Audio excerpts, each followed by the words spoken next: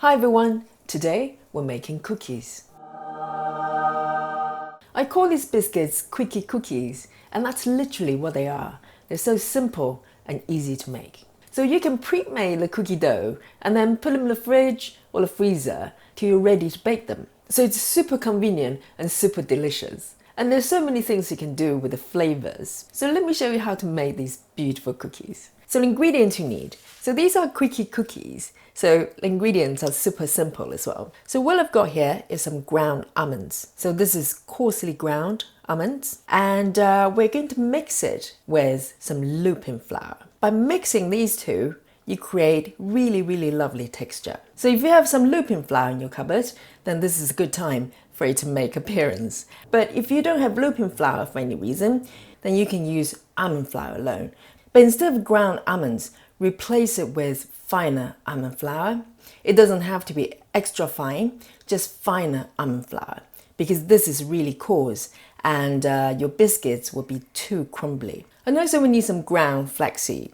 So we're going to make Flax Egg with this. What I've got here is the golden variety, the golden flaxseed. But you can use the regular one, which is a little bit darker. It doesn't matter. And then we're going to need some coconut oil. So I got a big old jar here. And then some sweetener.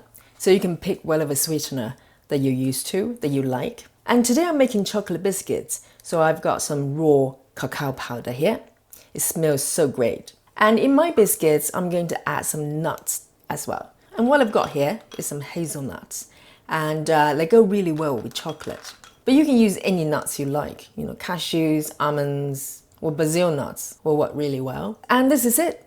This is all you need to make these beautiful cookies. Okay, so the first thing we're going to do is to create the flax egg. It sounds elaborate, but it's super easy. So I've got my ground flaxseed here, and all I'm doing is to add in a tablespoon and half. So 1.5 tablespoons. And you can use chia seed as well if you don't have flaxseed. And we're going to add in 4 tablespoons of hot water. So this is freshly out of kettle. So we're going to add in 4 tablespoons. That's it. And then give it a quick mix. And then all we're going to do is leave it aside for about 10-15 minutes. So this will give us time to get the rest of the ingredients ready as well. Okay, so let's make the cookie dough. We're practically going to add all ingredients together. And this is it. That's how simple it is. So here's my ground almonds. So I've got 50 grams of ground almonds that goes in. And then 50 grams of lupin flour. So it's half and half, 50 grams each. Really easy to remember. And then my sweetener.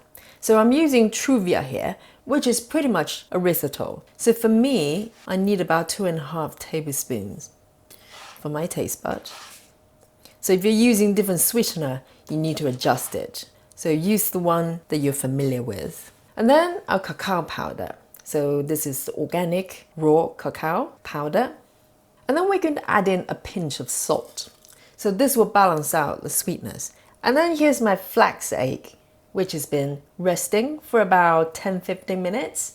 I'm going to just pop the whole thing in. And this will bind all ingredients together. And I forgot to mention the quantity for the cacao powder. I've added 2 tablespoons. So you can add a bit more if you want to, but 2 tablespoons is perfect for me. And our coconut oil, I'm going to just add in like this. I'm not going to melt it. This will help our dough to set nicely. So that's 50 grams of coconut oil. And then all we're going to do is mix all ingredients together. So let's do that. So normally when I'm mixing doughs, I like to kind of do it with my hands, but this is one of the rare occasions I recommend that you use a spatula. For some reason, when I mix it with my hands, the oil seems to separate from the dough. I think it's the temperature of your hands that does that. So use a spatula. It smells so good. The chocolate, the cacao powder is smelling really good. So initially it's going to look quite dry and crumbly, and this is the way it should be. So don't attempt to try to add liquid or oil. All you need to do is to keep mixing it and it will come together. So can you see that it's kind of coming together gradually and forming into a pretty firm dough? Okay, so I think I'm happy with that. So I'm going to add my nuts. So I'm going to chop them really roughly. And this is it. I want them really, really chunky. So some of them are practically whole, and that's the way I like it. Okay, so I'm going to pop in my hazelnuts. And then mix it in. So the cookie dough is pretty firm, so you want to mix thoroughly to make sure you've got sort of even distribution of the nuts. Oh, it's so fragrant. It smells super good. Okay, so it's mixed together nicely, and now we're going to transfer it onto a baking sheet. Okay, so I've got a chopping board here as the base, and then I'm going to place a layer of baking sheet on top of it. And then I'm going to transfer my beautiful cookie dough on top of the baking sheet, just like this.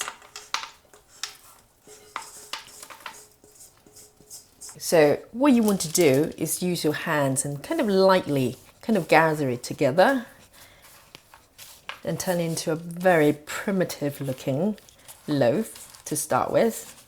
So we want to minimize the contact with the hands so the oil wouldn't separate. And then we're going to use the baking sheet to kind of roll over the dough. So what we're trying to do is to turn into a small round loaf, kind of pressing and rolling at the same time. You kind of want to pack in and squeeze in the dough as you do it. Just make sure there's no air pockets. So roll it up like that. And then kind of just tuck in the paper on the side. I like to just kind of fold it in like you're making spring roll or something. This will make it nice and tight. And squeeze like that, and kind of just roll it around a few times. Lovely. And guess what? Our cookie dough is ready. So what I'm going to do now is pop it in the fridge for about an hour minimum. I tend to leave it for a couple of hours. Or if you're not sure when you're going to bake it, then you can pop it straight in the freezer till you're ready. Okay, so here's my cookie dough, and it's been in the fridge for about probably over an hour, and it's very firm to touch and it's perfect. Let me open it. It's like opening a present, isn't it? So look at that. So tempting, you just want to bite into it. If you have put it in a freezer, obviously you want to leave it to kind of soften a little bit before you attempt the next step, okay? And all we're going to do now is to take a knife, and then we're going to slice it into individual cookies. I'm going to slice it into any thickness you want, really. It's really lovely. So there you go. And then, so I leave my nuts quite chunky, so some of them might come off, but it doesn't matter. It'll bake nicely. Lovely. So these are my biscuits, and they look gorgeous. They're quite thick.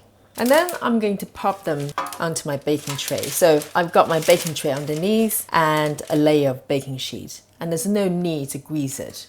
So I'm going to just take my biscuits and place them on top of my baking sheets. So I've got 11 biscuits out of this loaf. So it depends on how thick you cut them.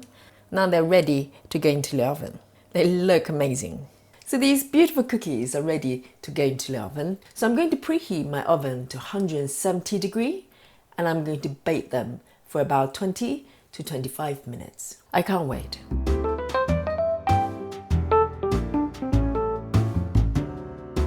Look at them. So these cookies need to be cooled off before you can dig in. So if you attempt to eat them right now, they'll be too crumbly and also quite fragile. So you want to leave them to cool to room temperature, and then they'll crunch up and you get the best texture. It's worth the wait, I promise.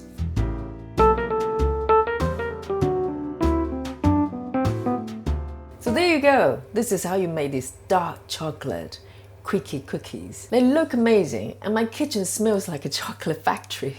It's such a treat. So let's eat them. So let me just show you what it's like. It's nice and chunky. Look at that. The texture is lovely. Oh my God, it looks so good. Look at this. Just show you the texture again. It's so good. Mmm. Mmm. Mmm. Oh my God, it's so good. It's got that hearty crunch, but at the same time it's got that slight chewiness, and I think that's coming from lupin flour. So the combination of the ground almonds and lupin creates really amazing texture. This is so good. The best way I can describe it is almost like crunchy version of brownies, if that makes sense. These are just so good, and I like them chunky. I really like them kind of thick. You've got to try this. So I hope you like today's recipe and will give it a go. I mean, these biscuits are seriously good. So follow me on Instagram if you haven't already. I post the food I eat on a regular basis and also recipes from this channel. And if you ever wonder about the ingredients or equipment I use for my recipes, then visit my Amazon store. I've got all the products and ingredients I use on a regular basis featuring in the store. So definitely check it out. So thanks for hanging out with me today, and thanks for watching. I'll see you next time.